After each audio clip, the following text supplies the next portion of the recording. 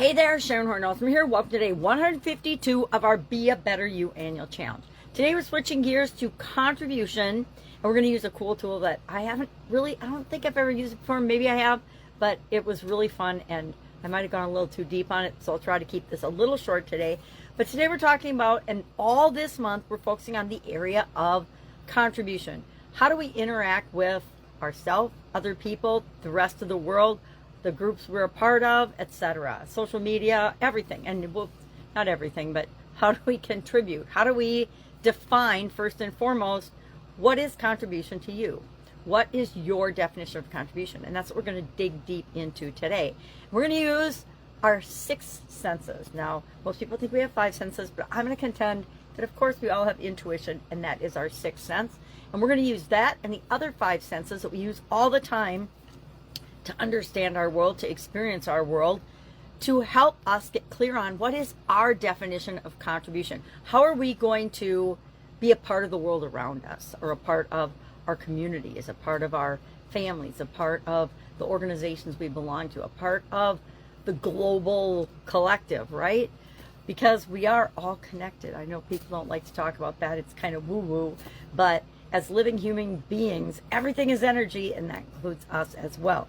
So today, our tool is going to be to look at the 6 senses and ask ourselves some questions about it. I'm going to grab a magnifying glass because I wrote a lot down. I wrote 2 pages of stuff, 3 actually, of notes on this, because it's such a different perspective and a different way of looking at how do we define contribution, and how do we define it as our ability to impact things outside of ourselves, both inside and outside of ourselves. Most of this challenge is about internal things and how we grow personally and interact with the rest of the world. This is how do we set an example and make the world a better place. That is part of my definition of contribution. How do I be an example, a good example, please? Not always a good example, I admit it, but I try to be a good example, and I'm always continually improving and attempting to be the best possible version of myself. That's what this challenge is all about, is how do we become a better version of ourselves, which demonstrates to the rest of the world that they can become a better version of themselves as well. So, what are our senses? I'm just going to talk about a couple of things, and then I'll give an example of how I went through and thought about these things. All right, sight. Our eyes, right? This is probably my weakest link in my weakest area right now. Used to be my best. I used to think that vision and beauty and things were key and so important to me, but I became legally blind, I don't know, 2019. In my one eye, 1990s, early 1990s, in my left eye, and then my right eye followed suit, following my sudden cardiac arrest in 2010, so that by 2019, I was pretty much toast with respect to visual things. But I still see a little, and so I appreciate every little bit, every color, everything I still can see, anything and everything I still can do, instead of focusing on the things I can't do anymore. Can't drive. I haven't been able to drive since 2019, and part of that was self-imposed, because I'm like, okay, I don't feel like I can see good enough to drive, then I probably shouldn't be driving, right? That's just common sense. So for sight, seeing the impact of our contribution is a really powerful way of knowing and getting feedback from the world around us as to if we're contributing in a positive way or a negative way. If you're attracting a whole lot of negative people, guess what? That's what's going on inside of you, and so that's what you're actually projecting out into the world. If you're attracting a lot of positive people and positive experiences and good things in your life, that's probably because that's what's going on inside your head and your mind, and you're seeing those things in the world. We only see in the world what we expect to see. We only see in the world what we get back. And I know that's kind of weird to think about if you watch the news and you see all kinds of negative stuff, you start to think more negatively. I give up the news and media in the 1980s, probably 6 or 7.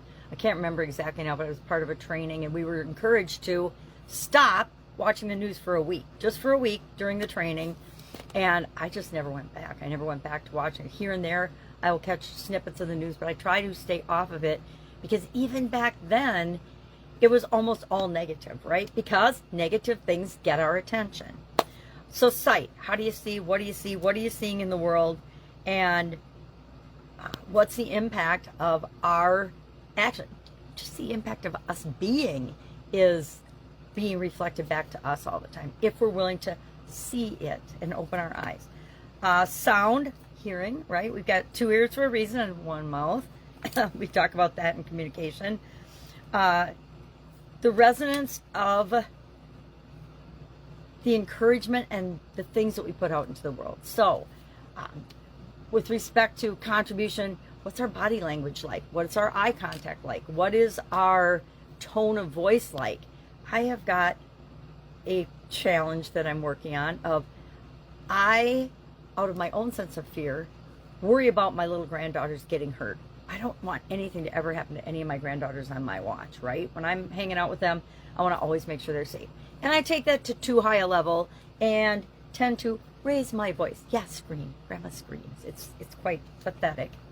I'm working on it. I will fix it. I have to realize and always remind myself it's my fear, not theirs, that is causing me to overreact. Touch is all about the tangible power of our being present in the moment, in our presence, right? If you're giving someone a hug, you're present in the moment, right? You're actually touching them. So physical touch, it's the power to be actually present. It has everything to do with textures and feeling and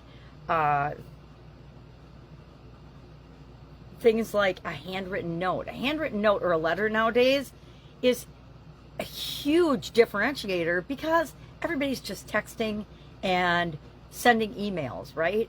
Most people. So if you want to stand out, if you want to make an impression on someone, if you want to show them that you're present and you care, send them a handwritten card or letter for an occasion or for a birthday or a graduation or something. Taste, savor the flavor of giving. This might mean you're contributing at a food shelf. It might mean you're serving meals to people at a place that serves meals for people that need food. So the flavor, the taste that we give things, cooking. Cook for somebody. That's a way to contribute, right? Feel, emotional intelligence as contribution. To me, this one's huge, especially in a time when people seem to really be lacking consideration for other human beings and emotional intelligence. It's like a whole bunch of folks simultaneously had their ability to think for themselves turned off. It's like a switch has been flipped, especially over the last decade, that is not in accordance with humanity's benefit, I guess I would say. So feeling, to me, has everything to do with our emotional intelligence, our ability to think for ourselves when we feel our emotions, because we're going to feel our emotions no matter what.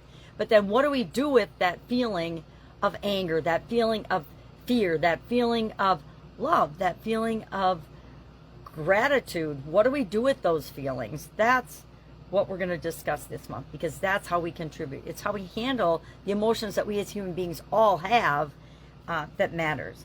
And then finally, intuition. That's the sixth sense of meaning that comes from our contributing, from making the world a better place. Obviously, one of my components of my definition of contribution is making the world a better place. To me, that is a foundational baseline.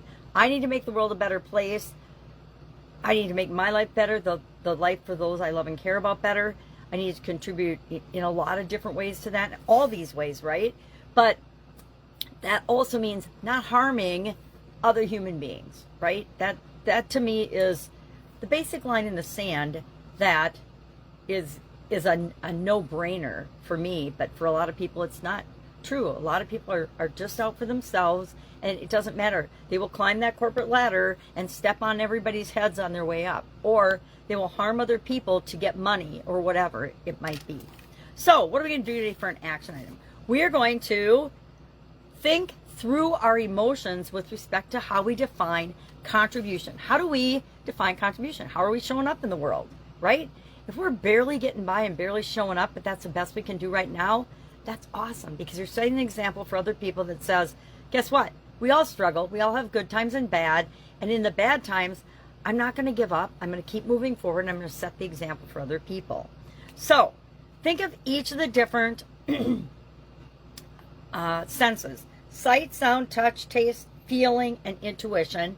And pick, I'd say test them all out today as you go throughout your day, but pick one and share how it impacts your definition of contribution. How does it change or affect or impact how you see and define contribution for you?